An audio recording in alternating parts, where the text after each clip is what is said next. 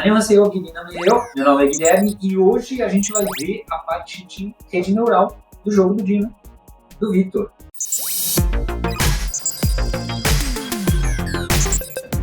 Aqui está você, tudo bem? Olha eu de novo, tudo bom, Guilherme? Beleza, o Vitor do Universo Programado, que vai nos ajudar a entender mais sobre os desafios dele com o jogo do Dino, que é muito maior do que eu imaginava. Eu imaginava que era grande, imaginava que era complicado, né?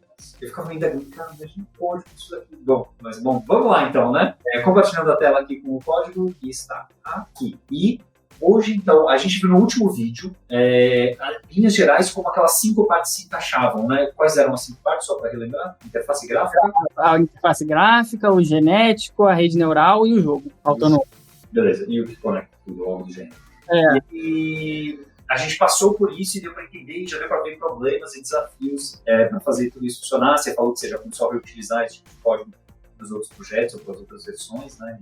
Com certeza já ajuda. E eu acho que seria legal a gente entrar, então, em algumas dessas partes. Vamos entrar, então, na rede neural, que daí a parte do genético vem logo depois, né?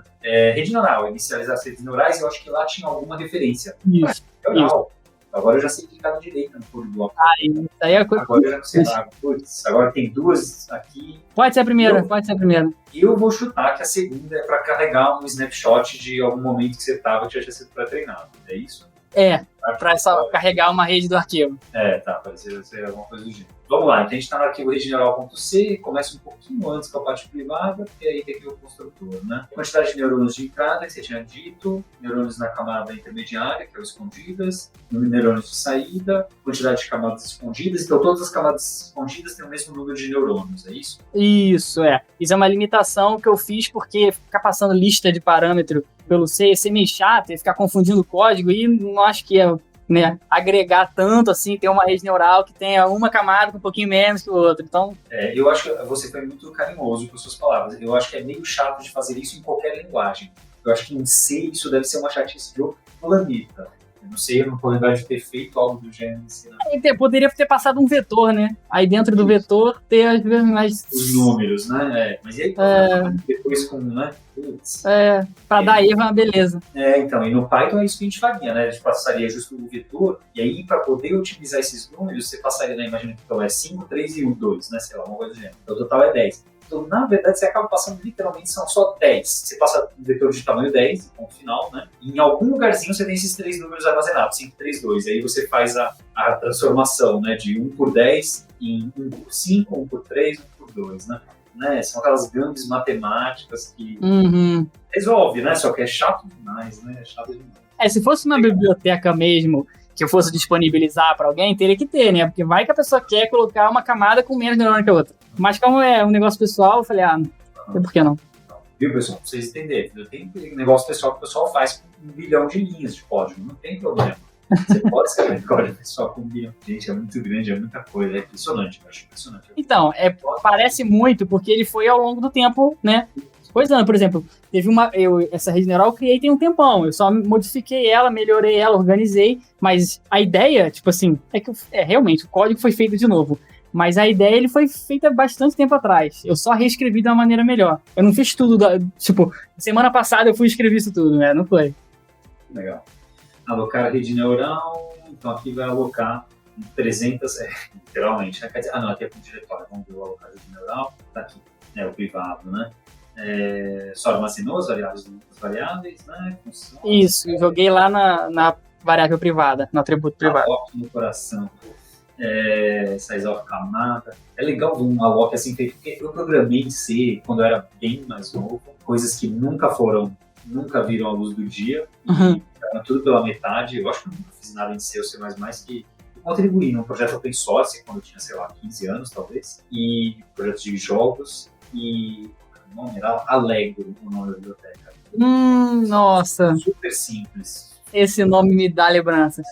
Muito simples a contribuição que eu fiz. Na época do Quake, que tinha sido feito com DJGPP, e aí essa Allegro era para eles. Não para o Quake, mas para DJGPP. Mas fora o joguinho que eu fiz lá, que nunca deu certo, nunca passei para ninguém, eu só usei C++ para maratona. Então, a gente fazia muito malloc em algumas coisas numa época, mas eu nunca explorei um código que tivesse um resultado palpável, que eu falasse, nossa, que legal o resultado disso. E aí tinha lá um monte de Malloc Free aqui, então, né? Um monte de Malloc e os Frees estavam... Tá, raizão. Bom, vamos lá. Malocou, aí você vai inicializar só a primeira camada. Curioso. O que será que você tá? Porque tem menos um aqui. Né? Por que você fez só a primeira camada separada, né? Pode falar, vai lá. Porque a primeira camada ela tem uma exceçãozinha ali, que agora eu acho que... é a quantidade de ligações. Como a primeira camada ela não faz ligação com ninguém, porque não tem nenhuma camada anterior, então eu tive que botar ela fora do for para poder botar um 0 ali. Entendi, né? Porque você precisa de uma borda só na esquerda, né? Se você pensar que só vai para a direita, né? Você só precisa de uma borda na esquerda, porque é o 0, você só está configurando o input, né? É 0. Tem que falar quanto que é o output. Quer dizer, você tem que falar, mas o output você tenha direto, né? Legal. Então, é o 0. Aí, no caso, a camada 1 já se conectaria com a de entrada, a 2 com a 1. Que é isso daqui, né? Que é isso daqui, camada de menos 1, quantidade de neurônios. Então, quer dizer, a saída da camada anterior é o input da camada atual. Essa é a diferença. E aí, na última camada, também tem um detalhe que deve ser a camada final, ou a saída final, né? A saída final. No caso, a última camada não tem viés. E aí eu acho que é por isso que ela tá fora do for também. E, na verdade, a exceção são as duas bordas, né? As duas bordas sempre vão fugir do padrão.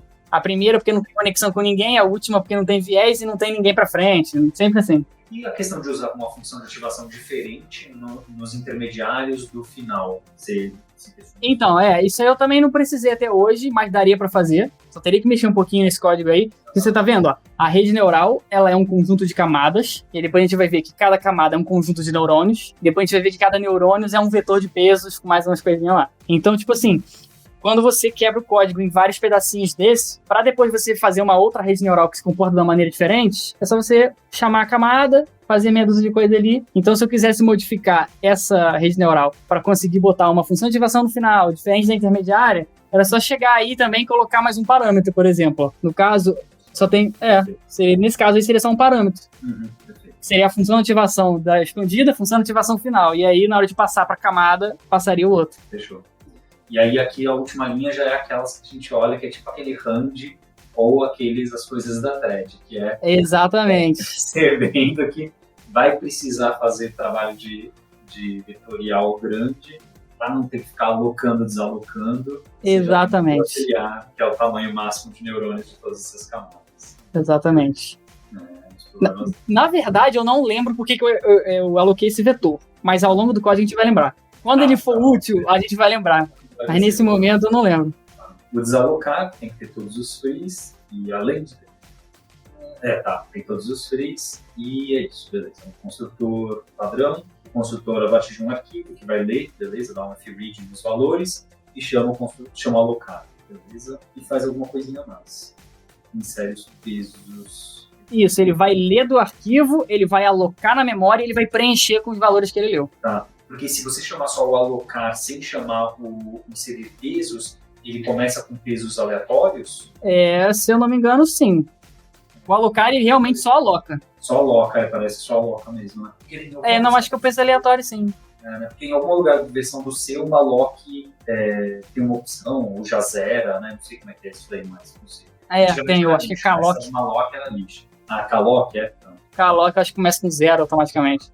Na verdade, isso aí é responsabilidade do neurônio. Então, tipo assim, a rede neural vai chamar a camada, aí tem algum parâmetro lá que vai identificar isso, a camada vai chamar o neurônio, e o neurônio vai ver o parâmetro que ele recebeu e vai botar aleatório ou não. Aí tem que ver ali no alloc qual parâmetro está sendo passado. Tá. Alguns get simples, acho que é aqui mesmo, né? Aleatorizar pesos, então que aleatoriza pesos. Então, para cada uma das camadas, aleatoriza entre o mínimo e o máximo. Que deve ser chamado a primeira vez de todas, né? Quando você cria a primeira população, provavelmente, né? Que é totalmente aleatório, né? E as outras populações já vão em função da população. Isso, aí nesse caso é o seguinte, como quem é responsável pelos pesos é o genético, nesse caso específico, esse aleatorizar não vai influenciar muito. Quem vai aleatorizar é o genético. Ele vai criar os pesos aleatórios e aí a gente só vai aplicar na rede neural. E o aleatorizar só faz sentido ser chamado, só faria sentido a primeira vez de todas, que é para... Onde que tá o find practices, né? Desculpe. Project files... Isso aí não acho que não vai rolar. Achar as diferenças ele vai perder. Beleza, bora pra frente. Inserir pesos, ele só vai pegar os pesos e inserir nas camadas. que é isso aí, né? Peso mais camada, a quantidade de pesos, para cada camada, ele insere esses pesos. E pesos Isso, inserir peso, no caso, é pegar um vetor de números e botar dentro da camada. Você está somando. O nome confundiu um pouco. Não seria inserir de append, de adicionar mais um. Seria de preencher. Tá. Beleza. Preencher os pesos. Entendi. Isso aí deve ser... Pegar o valor lá de dentro e botar no vetor que for passado pelo parâmetro. Ah, beleza. Isso aí é o que deixa a rede neural meio que em formato de biblioteca, né? Porque o cara só pede o peso. E a forma da onde aquilo veio, como é que funciona por dentro, não sei. Tipo assim, um vetor preenche ele pra mim e me retorna ele preenchido. Tá. E é isso que faz encaixar com o outro lado, que é... Isso. O outro lado só fala, ó, insere aí, me dá aí. Tá. E aí, se inserir entrada, se a entrada diferente muda, set saída. A saída da camada zero. Da camada isso. Zero. Tá. Então essa aqui é a entrada, faz sentido. E calcular a saída, se a entrada diferente muda, ele seta a saída da primeira camada. Aí ele... Aqui ele está sendo executando, é isso, né? Aqui ele está executando um teste. Isso, esse aí é o que faz o feed forward, né? É o que faz ele passar pela rede. Então ele calcula a saída da camada zero, depois ele calcula a saída das camadas intermediárias, depois a saída da saída. Beleza. E aquela sacada que você comentou, vetor auxiliar. Para não ter que ficar alocando vetores de tamanhos distintos, tem um vetor só, e que você pega a saída da camada anterior, joga nesse vetor. Uhum. E a saída então, a saída da camada anterior você joga como input para a próxima camada. E aí você usa a próxima. Esse vetor é mais ou menos uma consequência do fato da rede neural não ser... Porque se a rede neural fosse só uma matrizona, né, se tivesse tudo dentro dela, era só você chegar lá e copiar do índice tal para o índice tal. Mas como a rede neural, na verdade, ela é várias camadas, vários objetos da classe camada, então acaba que você tem que ficar passando, pega de uma atrás para outra. Então, para não ficar perdendo tempo nesse vai e volta, que vem o vetor auxiliar. Faz sentido, né? Não sei, eu não sei se é mais o suficiente para tentar fazer, sabe, tentar esconder isso. Não sei. Não, bora pra frente. Não é meu problema, é o seu problema. É de outro jeito. Beleza. Porque realmente, né, em geral, quando a gente implementa a rede neural na unha, a gente faz essa implementação matrizona e para tentar facilitar as operações, né? Só que aí fica aquele código super matemático, muito menos legível, né? Eu acho. Independente da profundidade matemática. E é bom que você pode reaproveitar, né? A camada já está pronta. Então, se você quiser criar uma rede neural que faz sei lá o que com as camadas, que pega a última camada e bota com a primeira, você pode. Porque quem faz essa conexão é a rede neural, não é a camada. A camada é só um vetor de neurônios. E isso é interessante, né? Se fosse um matrizão preso, você estaria preso naquela estrutura. Entendi. Você consegue pegar, por exemplo, quando ele conseguiria pegar coisas de 3 camadas atrás, né? Conseguiria? Conseguiria, né? E levar pra frente, né? Fazendo alguma coisa aí. Beleza. Esse aí cópia a saída, esse eu não entendi. Aí o que acontece? Eu não queria deixar quem tá do lado de fora mexer porque como é um ponteiro, o cara do lado de fora tem o endereço de memória da informação que tá lá dentro. E eu não queria que o cara do lado de fora ficasse... Porque o que acontece? Você vai mexendo em C e vai um ponteiro acessando o outro e vai coisando, daqui a pouco você tá alterando a função lá dentro, tá alterando o valor do objeto lá da classe. E aí o negócio crasha na tua frente. E aí quando crasha, você fala, o que aconteceu? E tu não consegue achar, porque o cara mexeu numa classe que não era pra ele ter mexido e você nem sabe que mexeu. Então eu pensei, beleza, eu vou retornar pra ele uma cópia. Então a classe vai alocar um vetor novo, a classe vai preencher e ela vai retornar a cópia. Se o cara de fora mexer na cópia, é a cópia. Não vai alterar o valor da original. E aí o cara que tá fora que é responsável por dar free nesse vetor. Perfeito. Por isso que extrair cópia da saída. E no caso, essa saída é a saída da rede neural mesmo. É o cara que vai... Esse extrair, no caso do dinossauro, seriam ali os 4 movimentos possíveis. É um vetor de 4 números, cima, baixo, esquerda, direita. Então na prática o que você vai fazer é calcular, depois de calcular, são aqueles 2 passos, né, que tinha. Que era o 3, na verdade, né? Que era dar um input, calcular e depois agir, né? Então, isso. Assim, você calculou, pegou o resultado e depois você vai agir com esse resultado. Beleza. Quantidade de pesos é só toda a quantidade de pesos. Isso aí é mais para desenhar na tela. Aqueles neurôniozinhos lá, eu preciso saber quantos tem. Beleza. Imprimir, informação de debug, a quantidade de neurônios, que é justo para fazer. Isso também é para desenhar. A maior quantidade de neurônios, que significa? ele vai rodar todas as camadas e ver qual é a camada que tem mais neurônios. Então, por exemplo, vamos supor que a gente tem uma rede que tem 2 de entrada, 5 escondidos e 2 de saída. Então, a maior quantidade é o 5. É só para poder desenhar na tela alinhado. Isso aí é coisa de estética mesmo. A maior quantidade seria a camada que tem a maior quantidade da camada. A camada que tem a maior quantidade de neurônios. Isso, seria assim, só para poder desenhar. Em cima à direita, que fica as bolinhas das camadas. Isso. Aí, para poder desenhar tudo retinho, eu preciso saber quem é maior para poder alinhar aqui no meio e tal. Perfeito. É estética.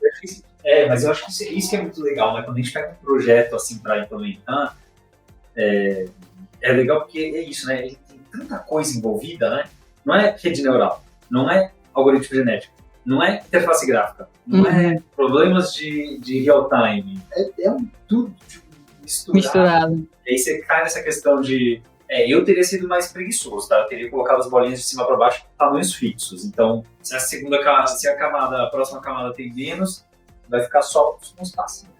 Não teria centralizado. Eu seria preguiçoso mesmo nessa. Mas é isso, né? Eu acho super legal. Você passa por um problema diferente, né? Tanta coisa diferente. E a gente usa o neurônio na camada, aqui você está extraindo. Isso. O que é o tio? Eu não conheço esse tio, não. Esse tio é o destrutor. É o destrutor? Quando você dá delete, ele desaloca tudo que ele alocou. Entendi. Tipo assim, quando você cria classe, o construtor vai alocar aqueles atributos. Só que em C, você tem o malloc, né? Você tem o ponteiro, que você alocou, não foi o construtor. Lá eu dei um monte de malloc. Aquele malloc ali, o destrutor não vai identificar e destruir para mim. Então eu tenho que ir no destrutor e deletar o malloc que eu mesmo fiz. Entendi. E se é o que tá ali, desalocar. Em vez desses mallocs, você tivesse construído outros objetos, aí o C++ destruiria eles ou você teria que explicitamente colocar no destrutor? Eu acho que tem que... Cara, eu nunca tentei. Eu nunca tentei deixar o erro acontecer, eu sempre deletei. Mas eu acho que tem que também. Se você der um new aí dentro, que nem tá ali, ó, new camada, tem que dar um delete camada, que nem tá acontecendo lá embaixo. Então eu tinha visto o delete em algum lugar, Então é isso mesmo, então. Você não correu esse risco e eu imagino que talvez se fizesse 2 vezes, talvez desse erro, né? Mas pelo menos se você der free 2 vezes, eu chuto que dê erro, né? Olha, nem sempre, hein? Nem sempre. Às vezes funciona, às vezes fecha. Famoso C. Nossa. É porque depende, tipo assim, se o vetor tiver com nulo, o vetor não, se o ponteiro estiver apontando para nulo, você vai dar free e não vai acontecer nada. Agora, se você desalocou aquele cara e ele tá apontando para uma região que não é mais dele, aí você vai tentar dar free, aí o sistema vai falar, não é mais tu, aí vai dar erro. Então, tipo, tem situações... Que não é mais tu, que você disse que é de outro programa agora, é isso? Tipo, vamos supor que você tem um ponteiro que tá apontando pro endereço 50. Aí você deu free naquele 50, mas o 50 não saiu da variável ainda. O 50 tá lá. Aí outro programa pegou o endereço 50 e botou coisa lá dentro. Aí você tenta dar free de novo. Só que esse 50 não é mais teu. Então vai dar erro. Nesse momento, quem não programa mais em C++ nem eu, está muito feliz em não programar mais em C++. É muito legal. São coisinhas que se você se organizar, assim, se você tiver um comportamento, sempre criou, deleta, bota pra nulo. Se você fizer essas coisas, nunca vai dar erro. O negócio é quando você deleta e deixa o negócio lá rodando no meio. Aí, realmente... Eu vou dizer que o Guilherme, aos 15 anos, programando em C, não era a pessoa mais diligente que fez adequadamente depois dos mallocs. E muitas vezes, inúmeras vezes, ele desistia de seus projetos por causa de muito sigfault ou coisas do gênero, que eram mallocs mal feitos ou frees mal feitos. Gente, o que eu lembro que dava de problema, eu não entendia ainda, não era 15, era mais novo provavelmente, mas eu não entendia o que estava acontecendo, sabe? Ainda não tinha, curioso, né? Não tinha noção nenhuma do que era a memória ainda. O pessoal copiava, tinha que dar malloc, dá malloc. Todo mundo começou na programação dando Ctrl+C, Ctrl+V, essa é a clássica. Curioso, né? Impressionante. Se eu soubesse o mínimo, poderia ter terminado algumas ideias, alguns projetos. Mas bom, bora pra frente. Nostalgia tá sendo. Sessão nostalgia. Da BBS. Beleza, então é isso aqui. Isso aqui fechou. A rede neural, teoricamente, meio que é isso a implementação do core. A questão é como ela é usada. Isso, a gente poderia adentrar na camada também, falar um pouquinho de como ela processa, o neurônio. Camadas. Pode ser sim, 1000 camadas, né? Isso. Aí a ideia é a mesma. A camada vai instanciar os neurônios e a camada ela vai ser só um for mesmo. A camada, ela é um for que vai percorrer todos os neurônios, chamando ele, falando, calcula a saída, sei o quê. Ela não faz muita coisa. Ela é só mesmo uma classe para organização. Porque processamento, você pode ver, ela só chama. Ela não tá fazendo quase nada. Legal. Só delega mesmo, né? Tudo é um for que passa pra frente aqui. Um ifzinho, um caso ou outro, get saídas, get saída, faz sentido pegar a saída do neurônio. Ele tá pegando a saída de todos os neurônios, colocando no vetor e retornando para quem chamou. Beleza. Mesmo esquema, igualzinho, mesmo padrão. E o neurônio é quem tem a conta matemática. Isso aí. Que também, quando você pensa em um neurônio só, fica muito fácil essa conta, né? Somar, multiplicar e aplicar a função. Aí, o problema é quando você pensa na rede toda. Você fala, meu Deus, um conecta aqui, que conecta lá. Mas se você pensar só um neurônio, aí virou uma funçãozinha mesmo. Aí, o que tá acontecendo aí, Tem um negócio que eu acho que eu nem tô usando mais. Tá vendo que tem um ponteiro de função aí? Tem um ponteiro de função. Tem o da função de ação, é isso, tá? Isso, então. Esse ponteiro de função é porque em vez de passar do jeito que eu tô fazendo agora, eu tô passando um inteiro lá na função de ativação, que tem RNA, ReLU, aquilo ali é um inteiro. Se você for lá, vai lá na main rapidinho. Tava lá, era um... Isso, aí você vai e coloca ali, ali em cima, função ReLU. Isso, bota a declaration dele. Olha lá, ele é um 0, tá vendo? Ele é um 0. Aí tem a sigmoid que é 1, tem a tangente que é 3. Então eu tô passando um inteiro. Mas antes eu pensei, vou passar um ponteiro de função. Porque aí quem tá chamando eu acho que no Python tem muito disso, né? Quem tá chamando pode fazer a sua própria função de ativação e dar pra biblioteca e fala, usa essa. Só que isso deu tanto problema que, tava funcionando. Aí depois, quando eu botei dentro do projeto, parou de funcionar, falando que era um C++ diferente do outro C. Que aí eu falei, mano, quer saber? Eu não preciso disso, entendeu? Vou no meu inteiro mesmo, só eu que vou usar isso. Mas isso aí digamos que é um legado de uma tentativa anterior que ficou aí, esse ponteiro, mas ele não tá sendo usado mais não. Aqui o if, eu falei o ifão, aqui o if, né? Se ela é 0, é o ReLU, se ela é 1, ela é não sei o que, se ela é 2, ela é não sei o que. Realmente, que pena que deu esse caso pra você que você não pode usar, porque facilita, né? Tava funcionando, e aí depois parou de funcionar, e foi um erro tão nada a ver, que eu fiquei horas tentando achar, porque quando ele deu erro, ele não deu erro do tipo, ele não te avisa, ele não te avisa, ele fala, tá fazendo coisa errada, ele não te avisa, e ele não dá um erro que você consegue saber o que aconteceu, ele fala, não, ele não tá chamando a função direito. Não foi, ele dá um erro, uma variável que não tem nada a ver, fica com o valor errado. Aí tu fala, tu passa o código todinho e fala, meu irmão, tá aqui a atribuição na minha frente, como é que ele tá dando errado? E pra você descobrir que é o ponteiro da função e deve estar apontando pra outro lugar e fazendo, eu falei, não. Complicado. Esse é o ponteiro, né, que tá ali em cima, não, por aqui, né, no lugar. E esse aqui, né, beleza. Então, relembrando, né, o neurônio da rede neural, uma conta de multiplicação, uma soma, né, pega os valores de entrada, multiplica por alguns valores, soma com um outro vetor e aplica uma função final, que é essa função de ativação, né, chamada de ativação. Isso. Aí tem um viés, né, que você vai somar 1 lá, Cadê que tem o viés? Você vai multiplicar por 1. Aqui, né, esse bias. Isso. Não, isso aí é o seguinte, se o neurônio for do tipo viés, ele não tem saída, ele não vai fazer processamento nenhum, ele só espere 1. Né? Que esse 1 vai ser multiplicado pelo peso do cara da frente e vai ser, digamos, o coeficiente linear da parada. Sacou? Beleza, entendi. E aqui você só está construindo, entendi. Uhum.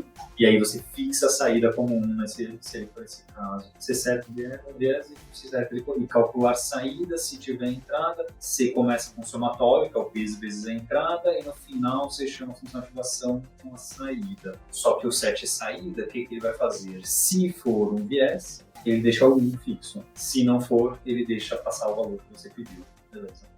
Aí uma ressalva. Tá vendo que meio que ficou redundante? Porque lá eu boto 1 e aí eu boto 1 de novo? Sim. Por quê?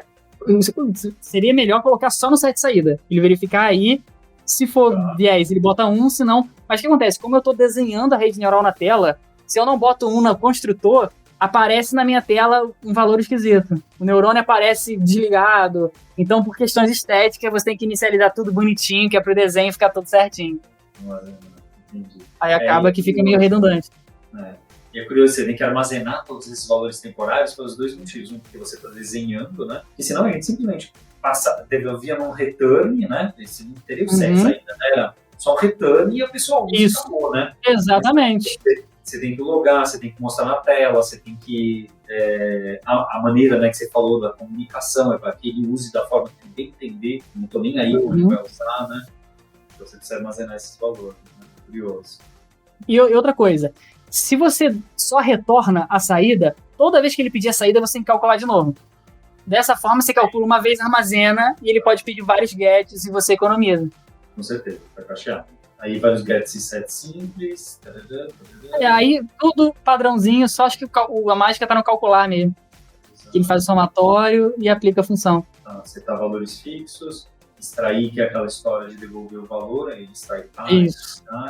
inserir, ele seta, ele seta, ele copia o valor desse para dentro e imprimir para a informação de valor, e o famoso destrutor. E é curioso, né? Então, quando eu aprendi Java, eu não sei como estava comparado com C++, mas quando eu aprendi C++, eu não sabia da existência de destrutor. Não sei o quão recente é. Eu sei que aí sim tá na minha boca, então. Beleza. Eu também não sabia da existência dele, não, até que começou a dar um monte de erro, a memória começou a estourar, eu falei, calma aí, deixa eu aprender de novo aqui. Aí tinha lá. Mas pelo menos hoje em dia, o sistema operacional, quando o seu programa, se você esqueceu de dar um free, quando o seu programa morre, o free é dado, né? Cara, o que tudo indica, sim. O sistema operacional sabe fazer isso. Mas é aquela história. Às vezes pode ter escapado um ponteiro ali porque não dá pra confiar no Windows, não. Às vezes pode acontecer, sim. Eu tenho a impressão que antigamente ele não limpava. Eu tenho sempre essa lembrança. Ou realmente eu era muito ruim mesmo. Não só era ruim, como era muito ruim. Eu conseguia estragar o computador mais rápido. Mas eu tenho uma lembrança de que eu rodava o programa várias vezes e a memória ia diminuindo. E assim eu descobri que eu tinha um vazamento de memória no meu programa. Eu tenho essa lembrança. Não sei se isso é verdade ou não. A memória é disponível no sistema? Isso. Nossa. Eu dava o programa, então ele dava os mallocs e não dava os frees. E aí o sistema, não sei se crashava ou não crashava. Essa é uma memória que eu tenho. Eu não sei, pode ser que outras pessoas também passaram por isso, porque realmente o sistema operacional não era responsável por isso. Ou não, porque também era uma época que você podia meter a mão na memória do vizinho, sabe? Você podia meter a mão na placa de vídeo, meter a mão onde você quisesse. Então eu acho que eles não tinham tanto controle do que o seu programa fazia. Hoje, para você meter a mão na memória do vizinho, você tem que pedir pro Windows. É uma libzinha dele. Afinal, né? Segurança mínima aí, né? Eu tenho a impressão que eu não sei, como faz muito tempo, eu era muito novo, eu não sei se faz sentido o que eu estava falando, entendeu? Outras pessoas que viveram essa época já conheciam melhor C++, assim, na época, não saber melhor. Mais alguma coisa na rede neural, você acha? Eu acho que não. Na rede neural é isso, o neurônio faz os cálculos, a camada é um vetor de neurônios, uma rede neural é um vetor de camadas, aí você cria uma rede neural passando os parâmetros e manda ela fazer a mágica. Beleza, porque eu acho que no próximo vídeo então, a gente vai usar o algoritmo genético, que o algoritmo genético é quem vai usar, né, definir os pesos, etc., da rede neural, né? Acho que é isso. Isso. Beleza? Vamos lá então. Fechou? Obrigadão, Vitor. Valeu mais por essa. Vamos para a próxima. Nada, eu que agradeço. Valeu. Valeu.